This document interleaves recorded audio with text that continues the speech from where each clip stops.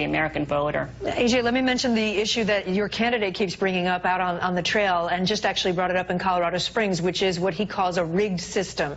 He's questioning whether we're going to have an accurate and fair election. You've got just a few weeks to go, and President Obama this afternoon kind of pushed back pretty hard against Trump on this. And let me play what President Obama said and get you to respond. Sure. That is both irresponsible and, by the way, doesn't really show the kind of leadership and toughness that you'd want out of a president. You start whining before the game's even over. So I'd advise Mr. Trump to stop whining and go try to make his case to get votes. What's your response? Well, it isn't whining, it's cautioning about something that historically, factually has happened. The 1960 presidential election, the 1987 mayor election in Miami. Heritage Foundation's Daily Signal has 430 cases of convictions about voter fraud. So this is something that unfortunately happens in our system. Mr. Trump is simply cautioning against it and hoping that we can have a vigilant process, a proper process where things run the course the way they're supposed to. As for the system being rigged, he's largely referring to the media. Kate, when we looked at a recent night of ABC, CBS, and NBC coverage, over 66 minutes of airtime, only 1 minute, less than a minute, focused on the WikiLeaks revelations. Who wouldn't look at that and say, listen, the system is rigged to help Hillary Clinton? And all we're hoping is that, hey, the system plays out and election plays out and every vote counts and nobody feels disenfranchised, and that the American voter really has their say. To go back to what you said about fraud happening, I don't think anybody's disputing that it does occasionally happen. I think what people are disputing, including Republicans, by the way, are saying it doesn't happen on a widespread basis. The cases you just mentioned are fairly small numbers when you think about the millions and millions of people who vote in this country every year. Would you agree?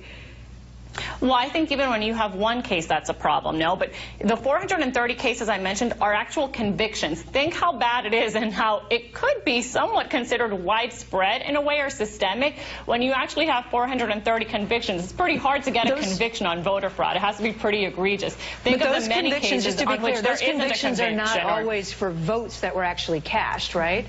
Those convictions, some of them are for... Voter fraud in general. It could be anything, really. It doesn't have to be for votes that weren't cast. Voter fraud can take many forms.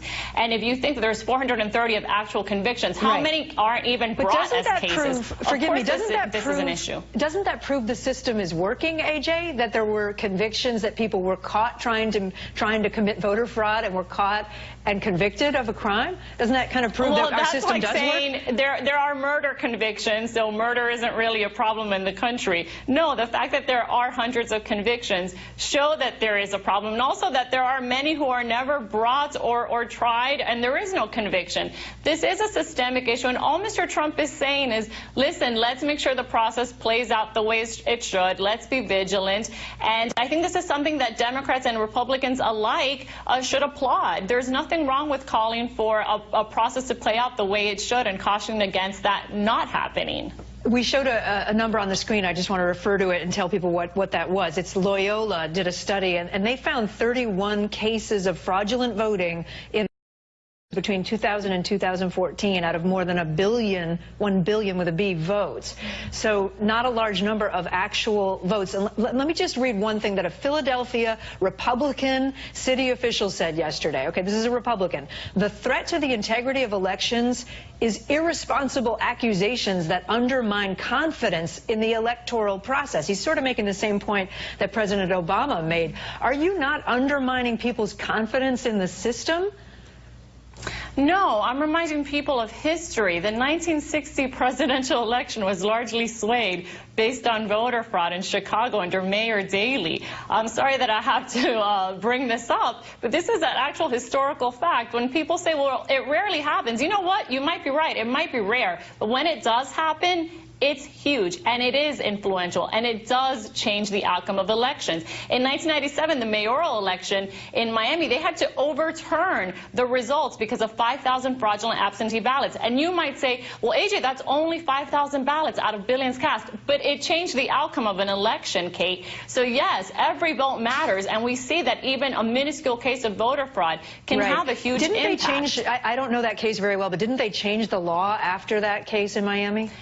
I'm not sure what they did about the law. My point is, in that situation, they had to overturn actual results because of actual fraud that had occurred. So, yes, it does have an impact. Right. It is something that happens. It is something to be vigilant about. I understand the history. I guess I keep coming back to the what is your candidate suggesting? That this is going to happen again in 3 weeks? Is that what you're suggesting, that we're going to have a repeat of 1960 Chicago?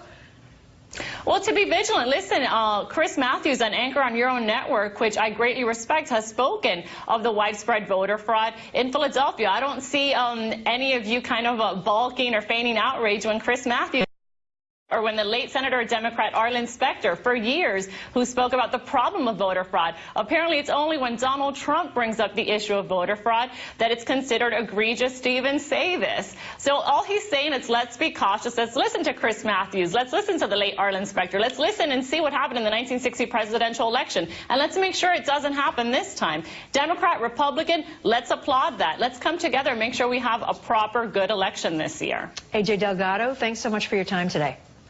Thank you, Kate. Up next, more on Melania Trump's defense of her husband's comments about women, comments that she calls, quote, boy talk.